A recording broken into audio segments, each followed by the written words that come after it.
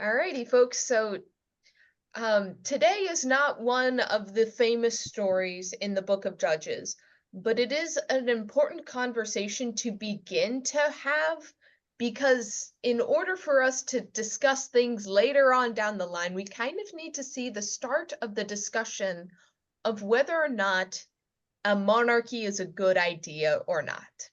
Oh, okay. In the ancient world, monarchies were pretty much the norm.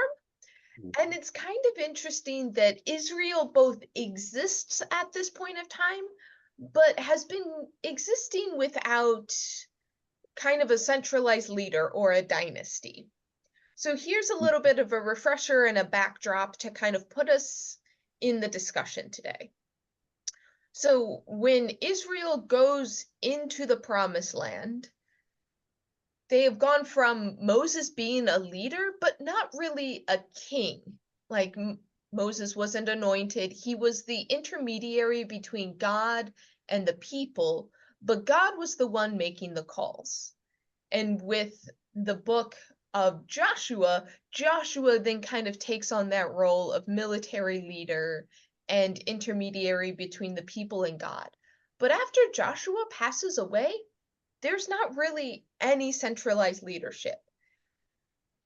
There's no one person that Joshua passes it on to. So we kind of talked about this disorganized set of city-states, more or less, where they'll have localized leaders, and then enemies will come in and kind of take over for a little bit. That's when the judges rise up and kind of push them back.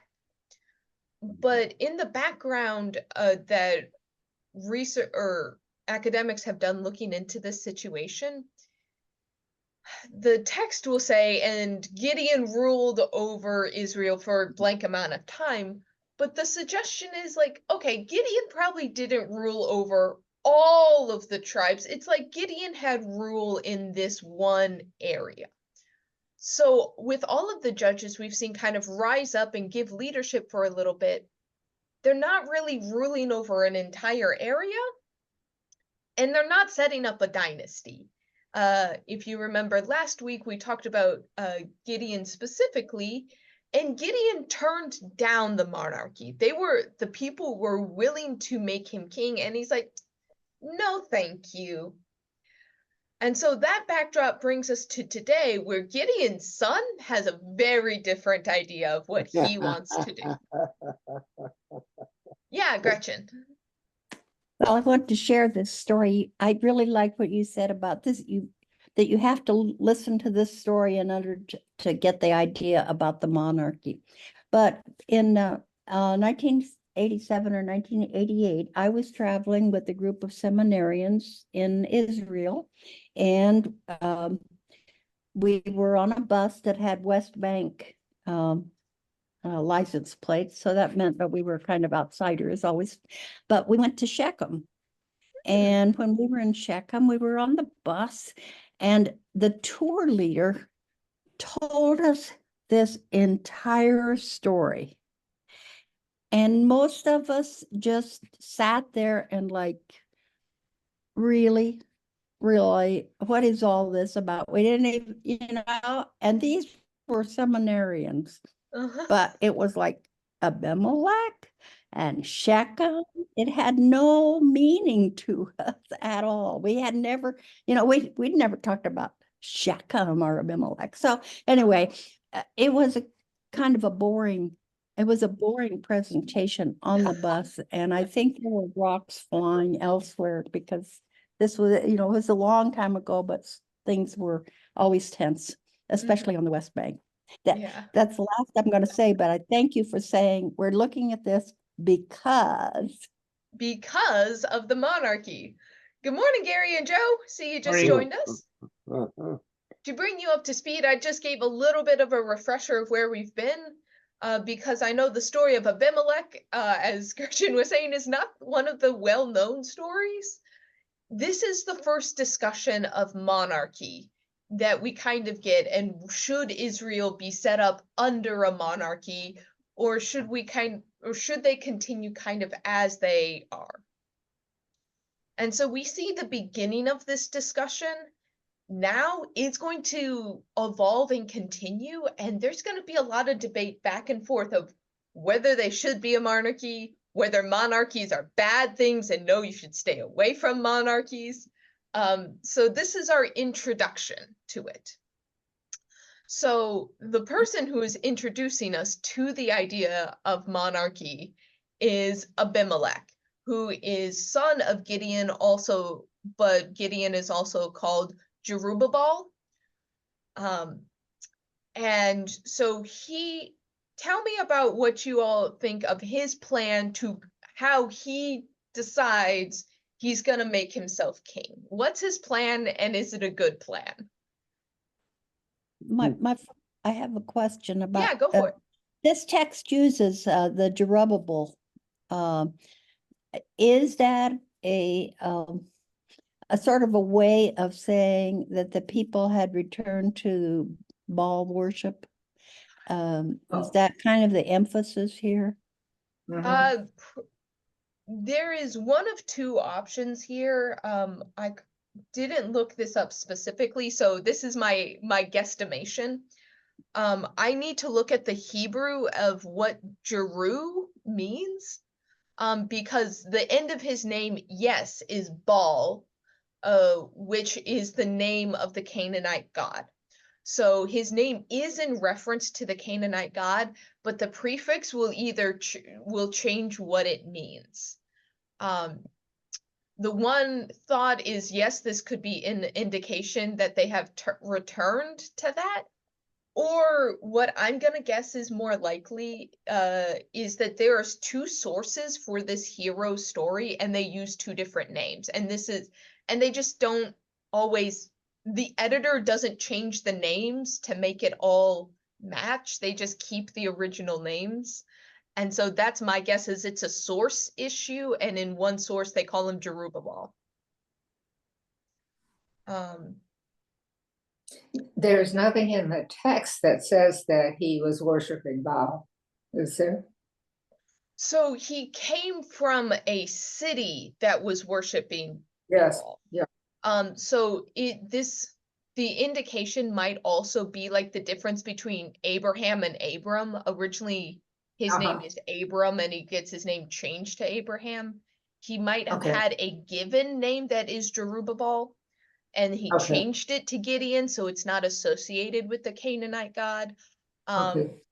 If you all while you all are discussing his son's plans, I can go back and see if I can try to find the source of that prefix, because I'm gonna guess that the prefix has a lot of meaning, because it either could be worshiper of Baal or it could be destroyer of Baal, and if you can see how that means very different things. I just don't know what the prefix means right this very moment. So while I look that up, what's Abimelech's plan, and is it a good plan? I thought it was a pretty good plan. He went to his mother and got all of his mother's people on his side, and I thought, well, always go to your mother if you want something. And then he said, well, you know, I'm your people. I'm the one, I'm related. So do you want all these other people to rule for you, or do you want just one, me, and I'm with you? I mean, he's kind of trying to convince them all. I think he had a pretty good plan. And then he goes back to his father's side and kills all the brothers, right? Yeah. But with one stone. With one stone. Yeah. Wow. I wondered what they meant by that, whether they meant he killed them all at the same place at the same time, or he had a great big rock that did it 70 at once. And the other interesting thing was they said that his relatives gave him 70 pieces of the silver or something, rather the same number as the number of brothers. Oh, okay. There's always these, the fascination with numbers always. seems strange. So we're gonna hit some facts in quick succession here. Are you ready?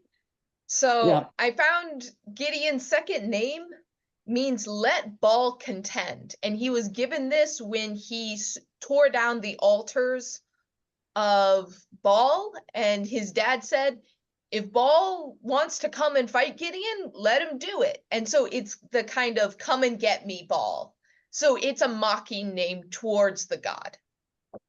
Oh, So it's not a celebration. It's a mocking name.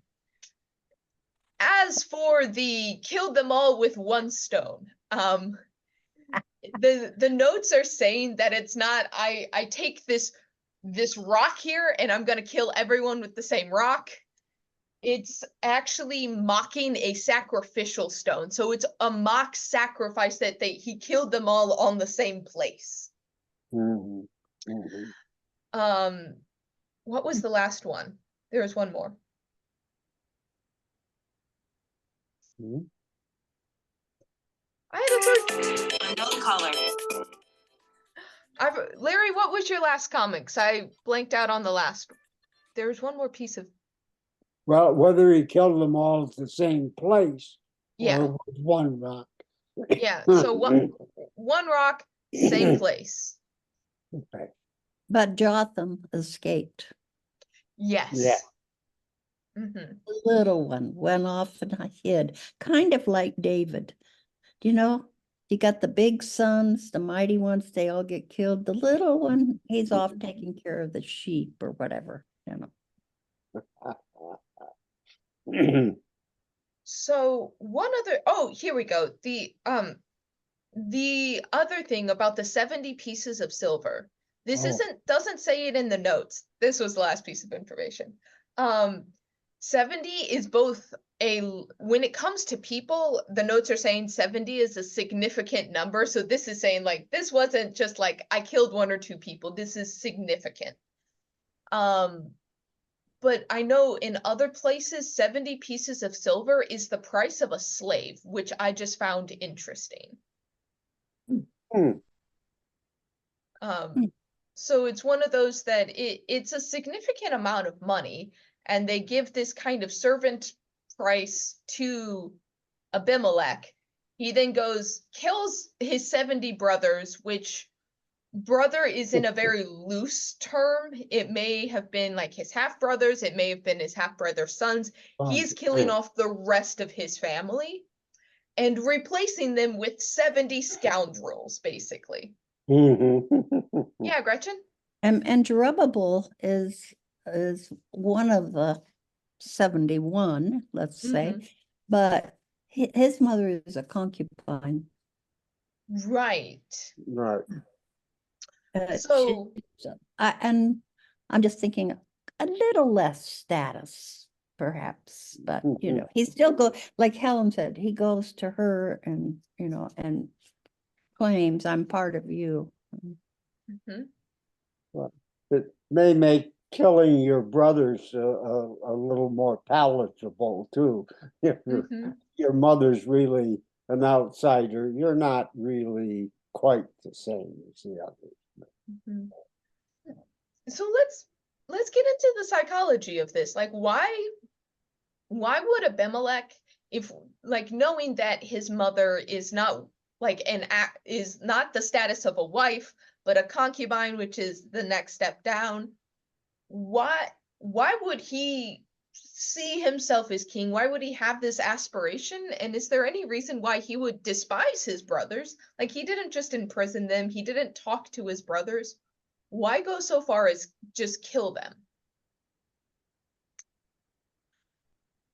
Power.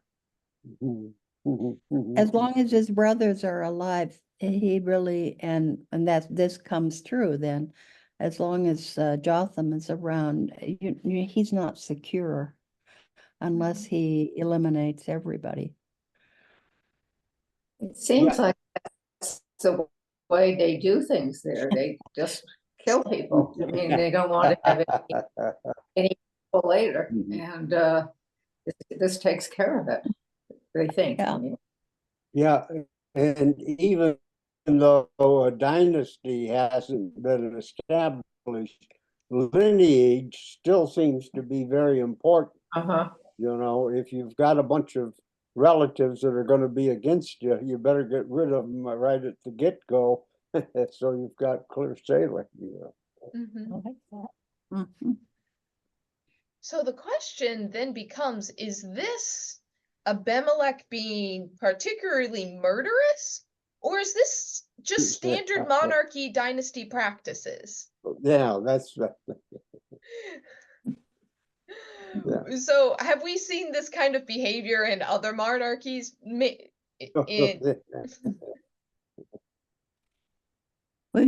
We will later Wow. see this.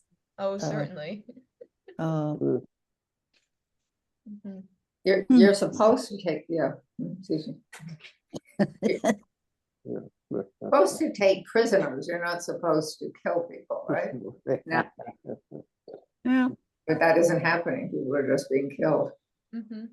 And if it, and there's no,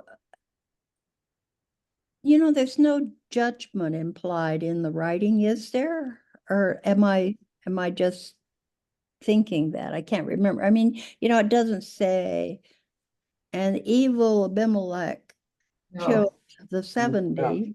No, It, and Abimelech killed the other ones. yeah, So here's the question. So Abimelech is eventually punished. Like he is eventually, but the question is, what part of his plan was wrong? no. Hmm. I thought it was the murder of her brothers, but Mm-hmm.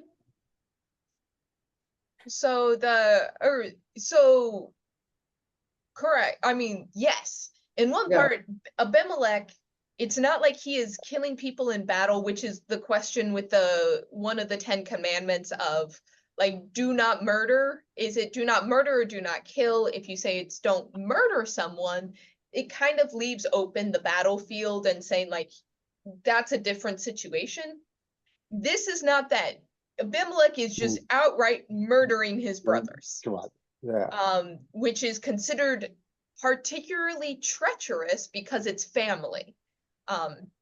It's so that part is he gets punished for. But the question is his entire plan wrong, or is just his mode of going about his plan wrong? oh, Well, it could be. I mean, this is also a foreshadowing a little bit of David's succession and how unattractive that gets and downright messy. But is his plan wrong? A different I'm way to just, oh, go for it. yeah, Sorry. no, I'm just kind of judgmental about it. Like, what makes him think that he can do that? Mhm. But on the other hand, why not? Mhm. So would you say at the beginning of this story here, would you say the text is pro-monarchy, ambivalent, or anti-monarchy? oh, I think pro. Okay, I how think come? because he makes his case. Look at me, wouldn't you rather be ruled by me rather than by all of those other people? As if, Mhm. having a monarchy is going to be kind of a salvation for them, and you'll know who to blame, and you'll know who to praise. All right, so in that regard, Abimelech makes a good argument here. Like, hey, we have 70 rulers here. Like, let's organize ourselves a little bit more, because with organization, there's all of these benefits. So Abimelech has one good argument for why monarchy is a good thing. Put me as king, we'll centralize some power, things will go smoother. yeah. Yeah, Larry. Our religion says we only have one God. You know, maybe it's a good idea. We only ought to have one ruler. Okay, so we're gonna have the monarchy reflect our religion, one God, one ruler, on the pro side. Yeah. Can anyone think? Yeah, Helen? Well, I Hallam. was thinking that killing all those brothers, I would think that would make him a little bit unpopular with people that knew the brothers or were connected with the brothers. I think he probably made some enemies at that point, and that probably wasn't a great idea to do that.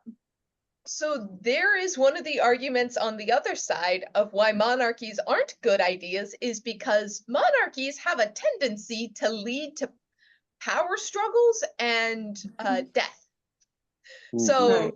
monarchs can be tyrants, which is what this story itself says. Yeah. But all these stories we've read, that seems to be the way they do business, you know? Hey, we Mhm. go out and have a battle, and these are all the people we slaughtered, including women and children. And, you know, now we're gonna go on and move to the next war. You know, that's just the way things are done now. So is You there don't kill your brothers, though. That's not typical. I think it's going into a town and killing everybody.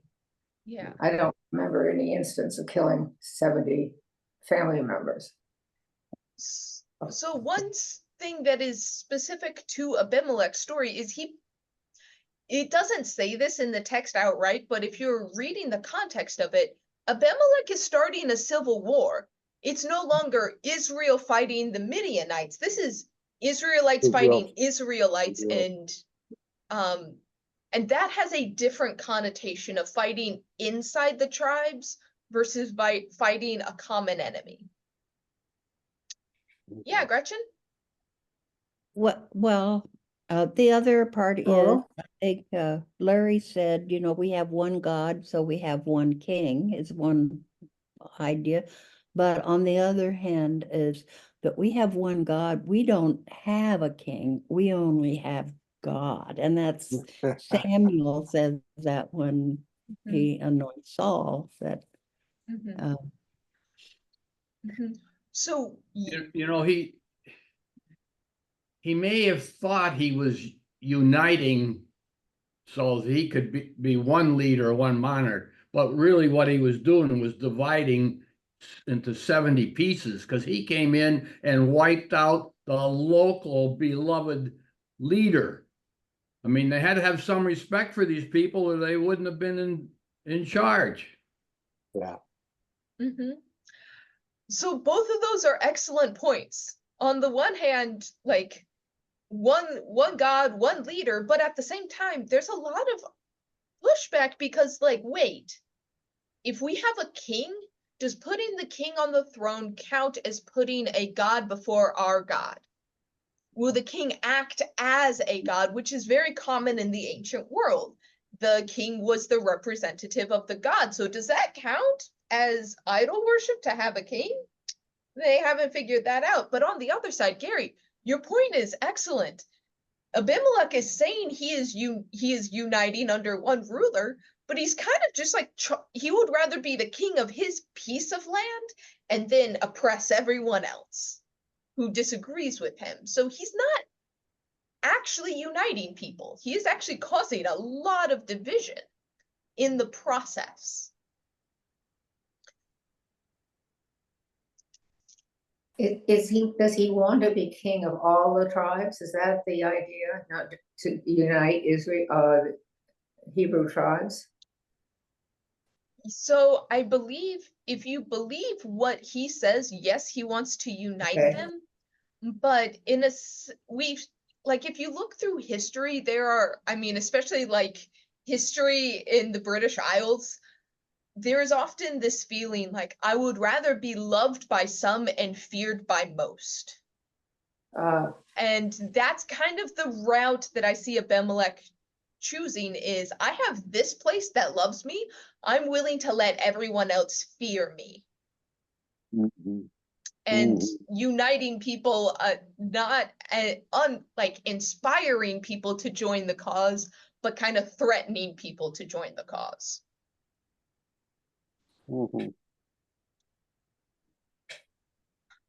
So Abimelech kills all but one of his brothers. One brother lives by hiding. And then at a certain point, his brother Jotham finds out what's going on. He stands up on the top of a mountain and says, "Listen to me, you lords of Shechem, so God may listen to you." And he gives this parable that all the trees wanted to elect a leader. First, they go to the olive tree and say, "Reign over us." And the olive tree says, "Do you want me to stop making olives?" "No." And then the trees go to the next one, and it's the fig tree. And the fig's like, "Do you want me to stop making fruit?" "No." Last one, the trees go to the vine and ask the vine to rule over them. And the vine's like, "I'm producing grapes. No, thank you." And the last one is they go to the brambles. And the bramble says, "Oh, thank you so much. You can rest in my shade. And if you oppose me, may you burn." So how do you understand this parable that he gives? What piece of it does it have meaning? How do you understand the trees that say no and the bramble that says yes? Well, no matter how bad the potential leader may be, if you can instill the populace to fear him, you can have control. So the bramble like has that threat in it too. Like Yeah. it's not just, "Oh yes, thank you, I will rule over you," but there's like that underlying threat that the bramble has. Yeah, all the others said, "You want me to stop giving you something." The bramble says, I'm gonna be the leader, and you better pay attention or I'll burn you up. Mm-hmm. Also, the bramble is sort of a useless plant. I mean, it's sort of like a Yeah. weed, isn't it? Yeah. The others yeah. were all useful, and now all of a sudden this crumb comes along and wants to be the leader, and it doesn't sound like it's a very hopeful situation. Right. So it's the useless one that wants the leadership role. Yeah. Yeah. And again, it's power. Mm-hmm. Mm. So what do you make of the trees that are saying no to leadership? That are saying, "I'm doing something already." They're the good guys. Yeah. Well, you shouldn't rest on your laurels. It certainly says something about that. It wasn't a clear cut. There wasn't clear cut support for what was happening. It was a mixed bag, and some people thought it was not a good idea. Mind your own business. Go grow your figs. Well, if you have a place where you are serving, whatever you want to call it, society well, be content, stay there, and you're doing well. Whereas the bramble bush was didn't have any stature at all. So come on in, I'll take it on. Can't be anything but up from here. Give me some power.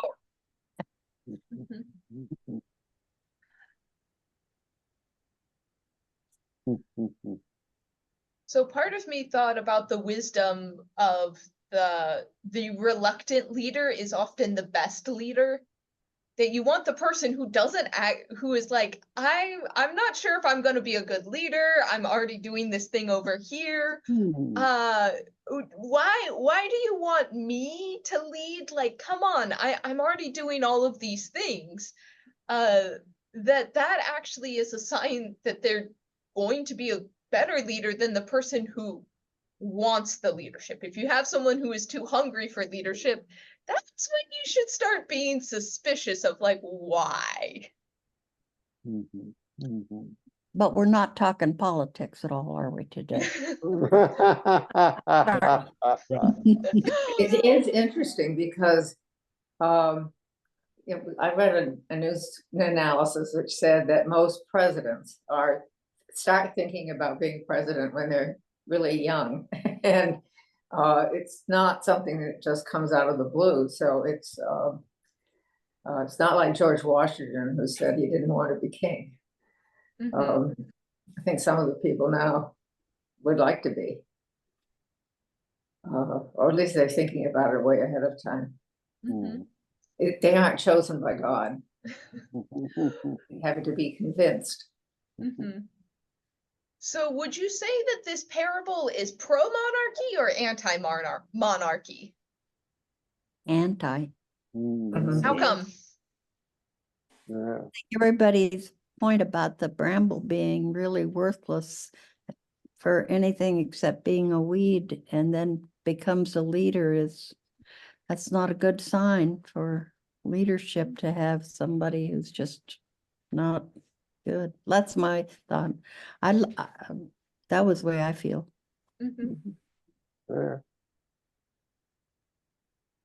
But it seems to be, I mean, I only lived in this in last century, but it seems to be a natural tendency that somebody that is successful and in doing something doesn't necessarily want to change, and they've already proven themselves of being able to organize and raise figs and or grapes or whatever, whereas somebody that has really just floundered around and never really put anything together constructively would be interested in being the leader, Mhm. because it's a instant power. They're successful instantly. Yeah. Yeah. Yeah, Larry? It doesn't, perhaps it doesn't speak necessarily to whether or not a monarchy is good or bad. What it does say, it's very hard to find a good monarch. Right. Mm. So it's not overall a condemnation of monarchy, period, but Correct. just the finding the good, like there is probably 9 bad monarchs for every 1 good one.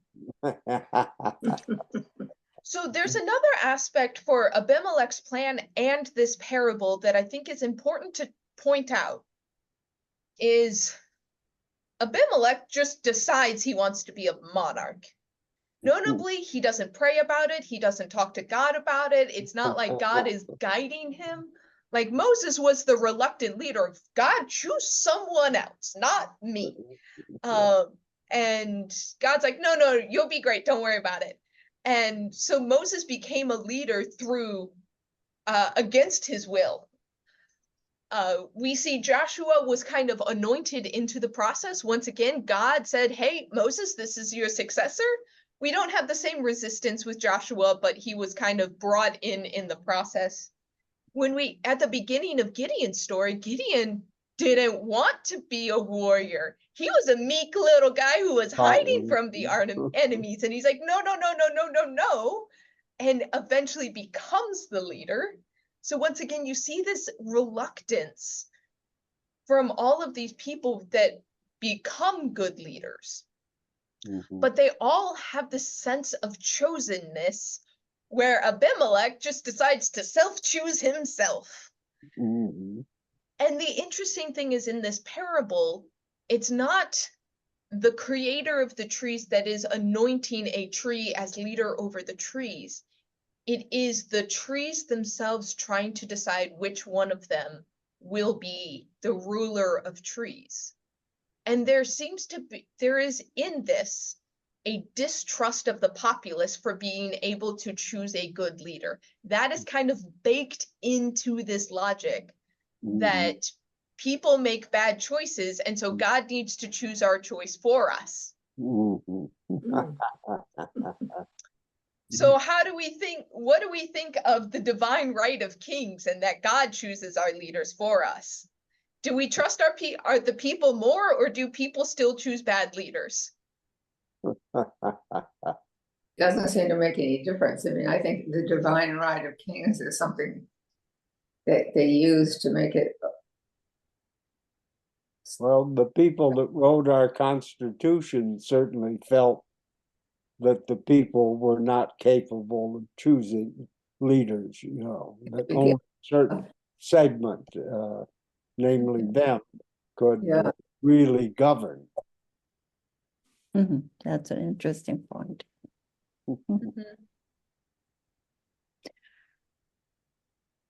God isn't in this story at all. So let's talk about where God is in the story, because it's a little bit. God doesn't have a central role in this one, Okay, which shows good. that like we get up to our own trouble very easily as humans.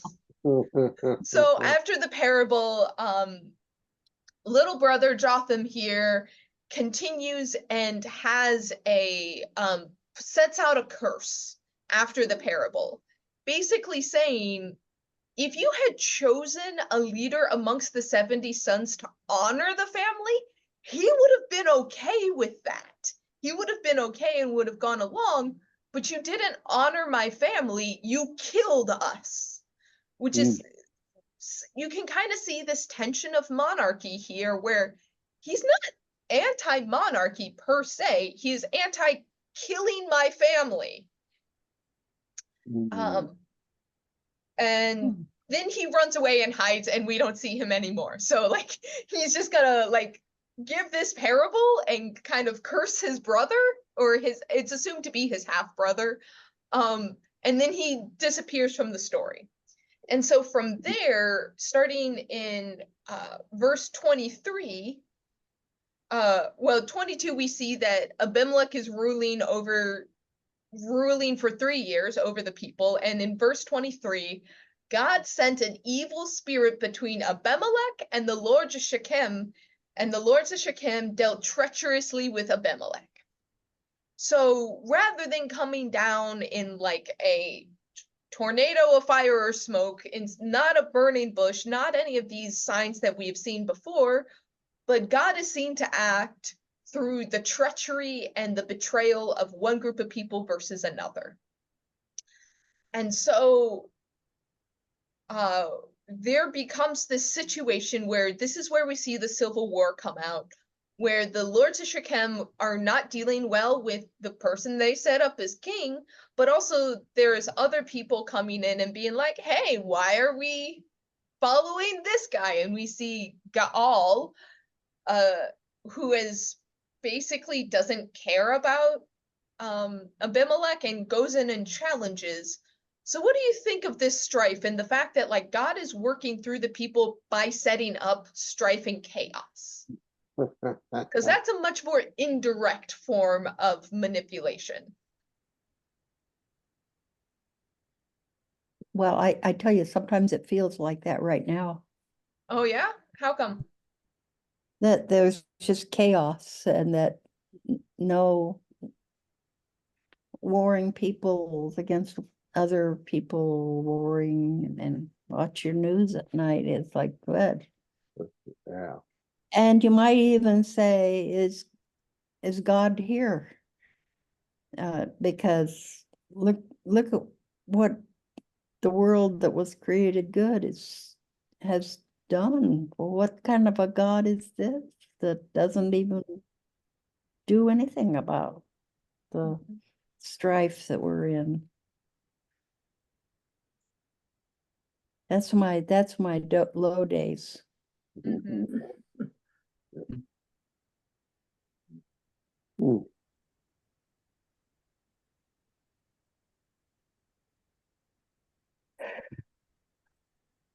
And who's to say when an event occurs that God had a hand in it? I mean, how are we going to know? Even looking backwards over things that have happened, you know? It's, I guess you just have to. Well, God allows us to make choices, and sometimes for some people, the choices are really bad, and it leads to the chaos that you spoke of. And so, in a way, God doesn't have to punish us. We're punishing ourselves. So like that's an interesting take on some of the Civil War situation, Because, I mean, as mentioned, God seems kind of in the background of this whole thing. And so is God playing puppeteer, turning people against each other? Or is this actually just a symptom of bad leadership? That if you come to power through aggressive means, yeah, you get unscrupulous advisors, your advisors are going to continue to be unscrupulous, which means they also might turn against you given the right price. And so is the chaos God, or is this people looking back and kind of saying, well, God had to be in the situation, so God was turning them against each other, rather than just saying these people are just turning against each other because they were not good people to begin with. Right, yeah.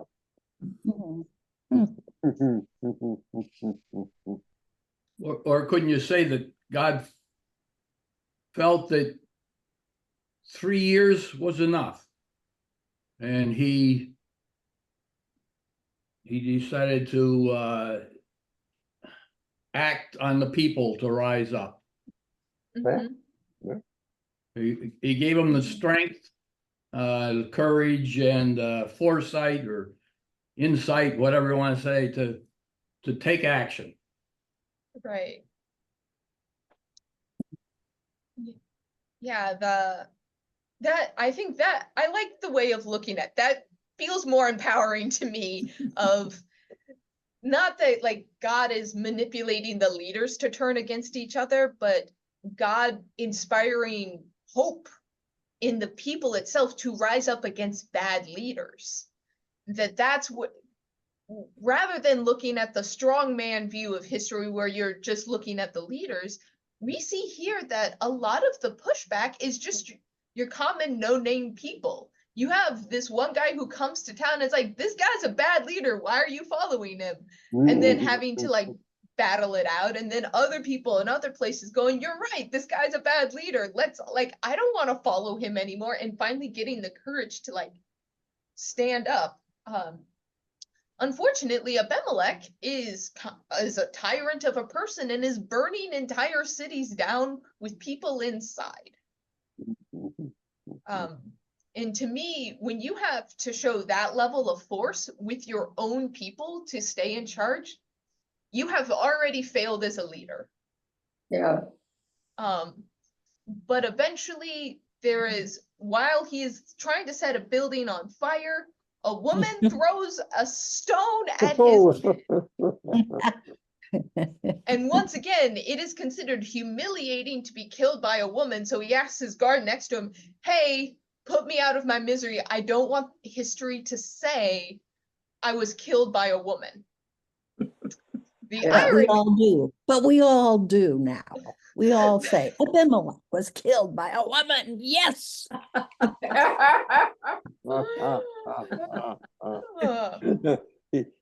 Yeah, Larry. He did pretty well to talk with a crushed head, you know. That's what sort of surprised me. You know, but again,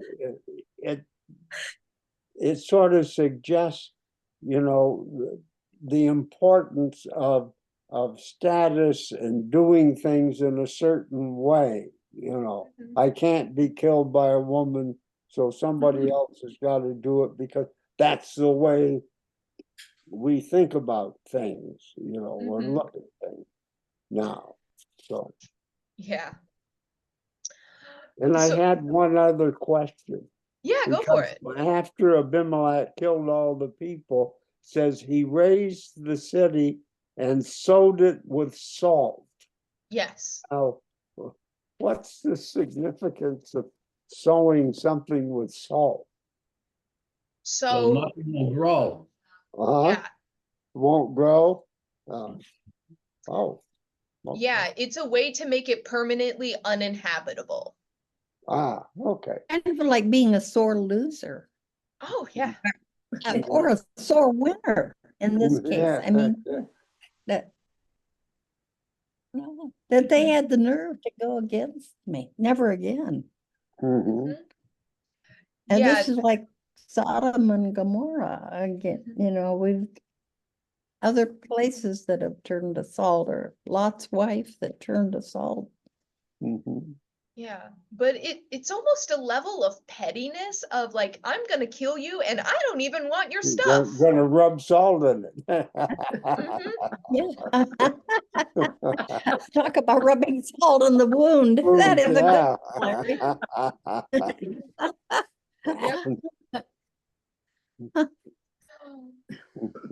So in verse 56, the ending of this chapter says, and basically this is how God punished Abimelech. Was he was killed by, or it doesn't say it directly, but he was A, killed, B, killed humiliatingly by a woman, and yes, we remember it.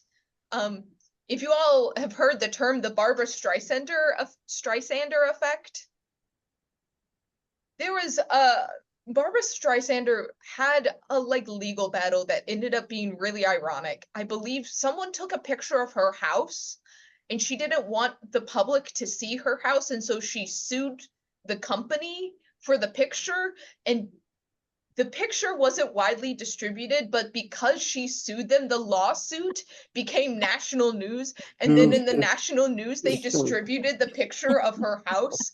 And so it wasn't like by her trying to prevent something, it got bigger in the end. And this seems to me like, don't tell them I was killed by a woman. And we not only have the fact that he was killed by a woman, we have the remark of don't let people know, which is funny. Yeah. It is. So you have the double humiliation. But then from that point, we have a few that we move on to chapter 10, and I wanted to get to this briefly because next time we're gonna have a lot to get through, because next week there's some very difficult passages. They're considered the quote text of terror. They're part of that collection. And but this is kind of the introduction setting us up for the next time. So that's basically Abimelech's story and a failed monarchy establishment. So at the end of the story, are we feeling like the text likes monarchies, doesn't like monarchies, or just thought this dude did monarchy the wrong way? What do we think at this point? It's not starting out very well. I would think they wouldn't be very happy with a monarch, but I guess later on they did. They did want it. The debate will continue. This is just our first glimpse at monarchy. So the first glimpse is like, that didn't go well. That left a bad flavor in my mouth, is what I'm hearing, Helen. Yes. Okay. Other thoughts about the text view of monarchy at this point? Well, I wonder if the monarchy might be more acceptable if there was some presence of God in the ruling of the country. So, self-proclaimed monarch? No, they're basically brambles. We don't want brambles.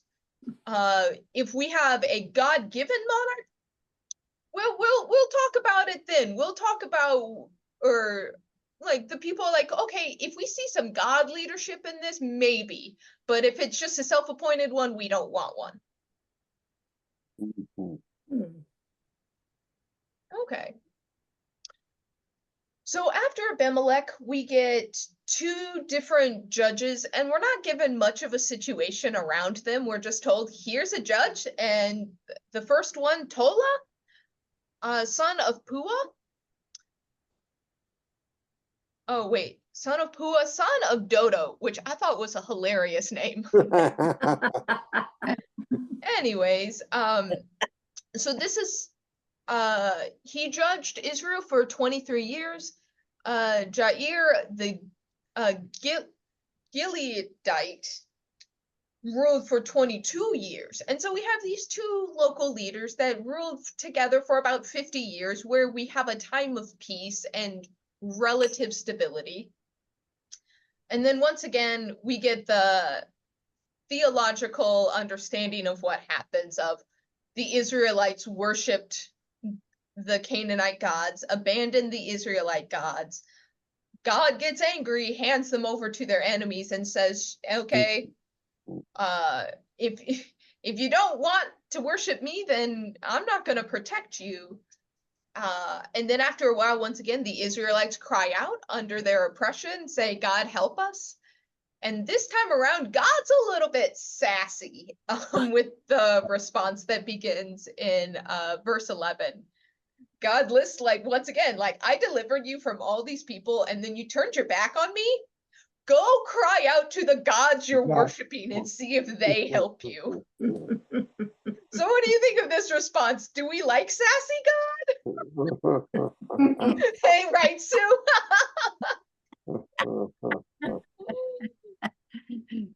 Didn't last long. Yeah, it seems as if from God's standpoint,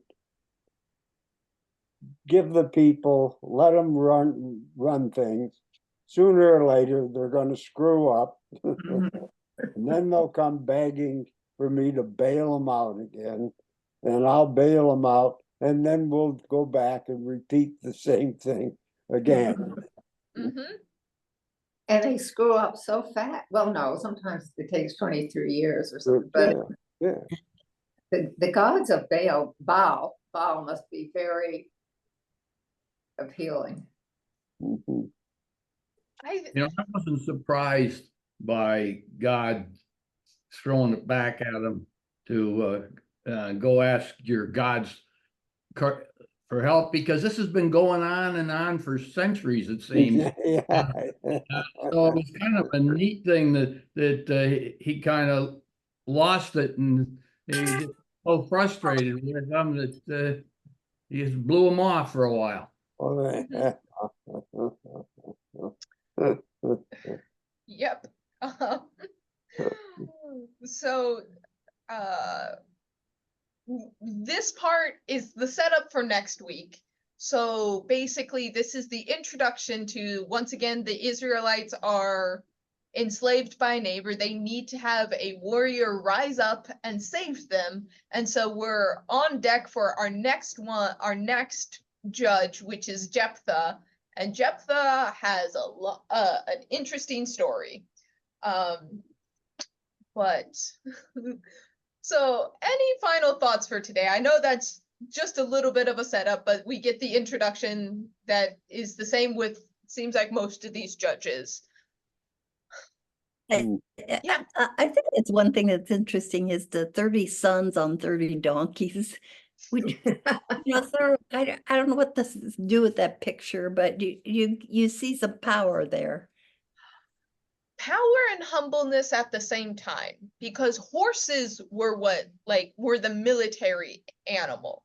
Donkeys were an agricultural animal. And so, yes, having 30 donkeys is expensive, but you don't go to war riding donkeys. You don't see war donkeys galloping on the field. So it's wealth, but not prowess, is somewhat of the image there. Mhm.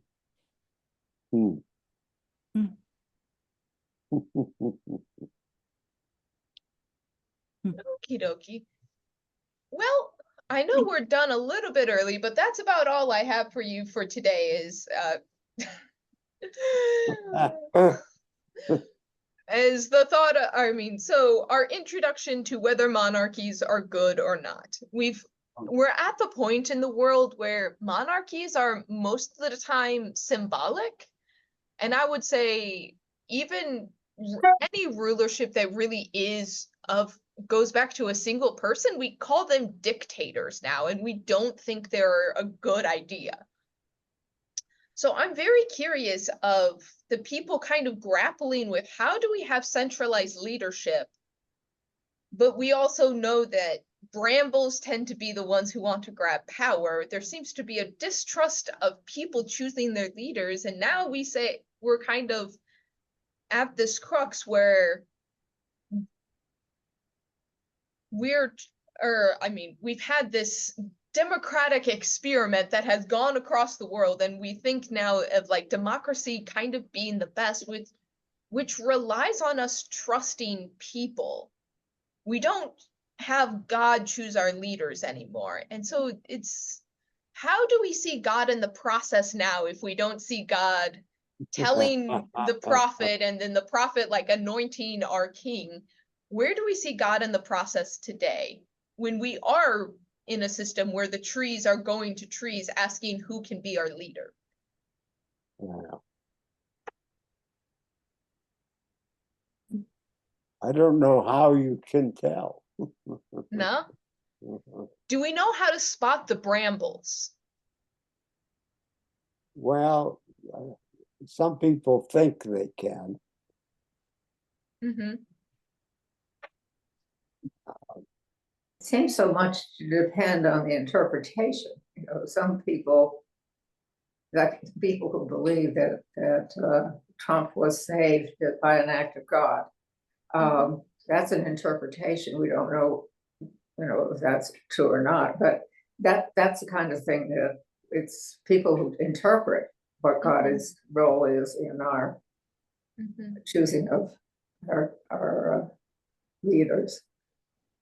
Yeah. Well, and in retrospect, you can perhaps decide upon the value or Right. of a given leader like Hitler. I think everyone agrees he was not a great statesman or leader for Germany. But if you go back and look at what's going on in Germany as Hitler is rising to power, it's easy to see he was swept into power by a great uprising of support within the German people. He didn't get there by slaughtering all his brothers. He got there by convincing the populace that he was the best leader for the country.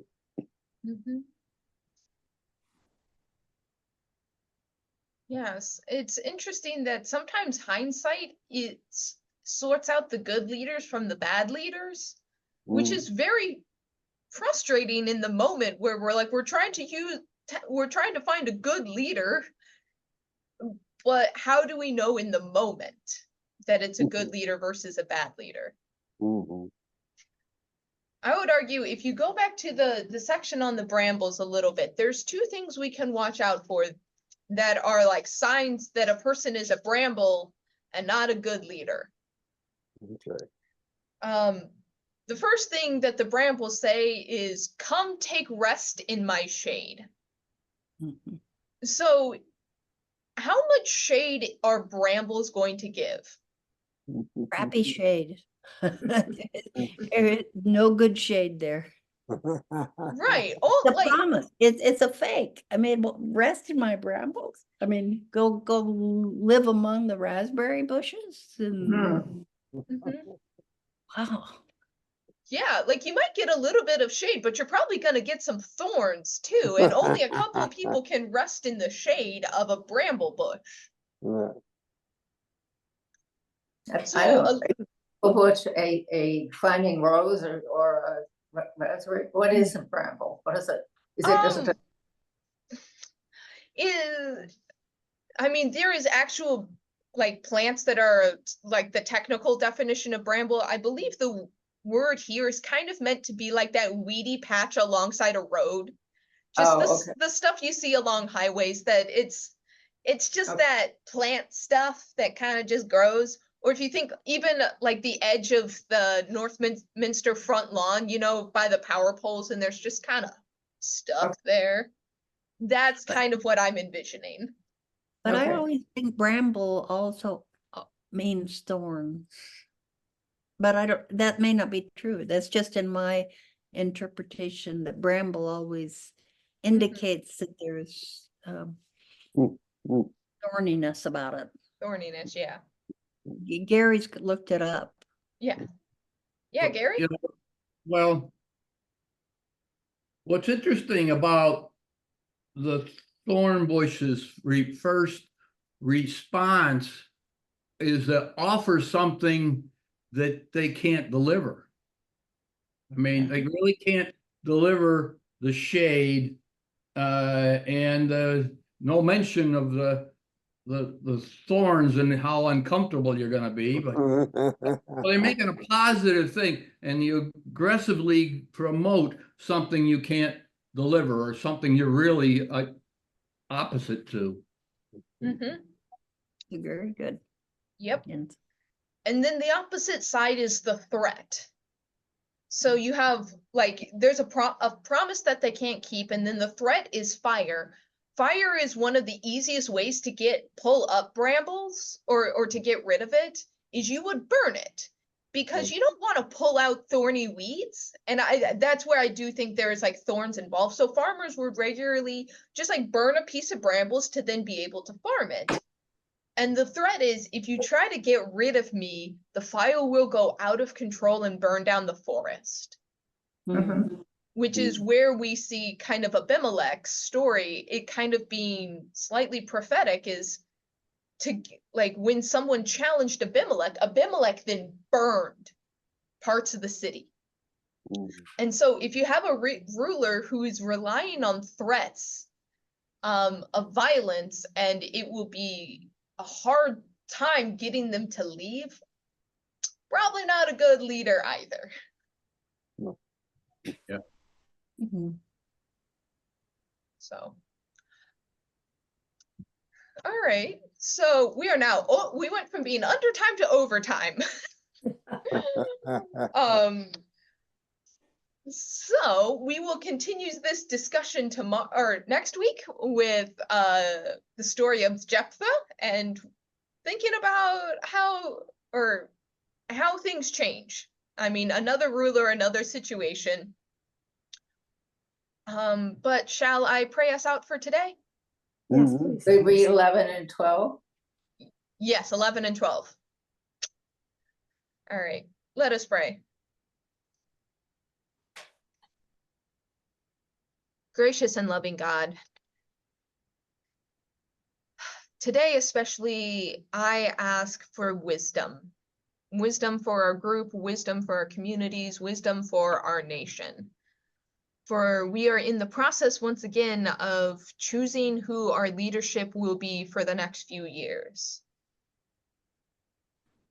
We don't ask that you come down and anoint someone king over us, but that you move in our hearts, that we might understand who will act in a way to build up your kingdom. A kingdom where all people have a place, a kingdom where people might have safety and security, a place where everyone has enough. And so help us separate out the true leaders who will make good on their word versus the bramble who just want power for power's sake. Help us see through lies and when people are promising things that they can't provide or can't actually make good on. And help us see the threats for what they are as well. But also, Lord, today we pray for the people in our community as well. For there are quite a few people who are struggling with decisions to make, struggling with diagnoses and illness and recovery. And so we just ask that you pour down your blessing and your love to be with those folks in their journeys. And so God, bless us all, bless this group to forever be seeking after your will and your guidance in our lives until we're able to gather again next week. We pray all these things in Jesus' name. Amen. Amen. Thank you, Chris. Thank you, Thank Chris. you. See you all next week. And thank you, everybody. Yeah. Yes, thank you to you.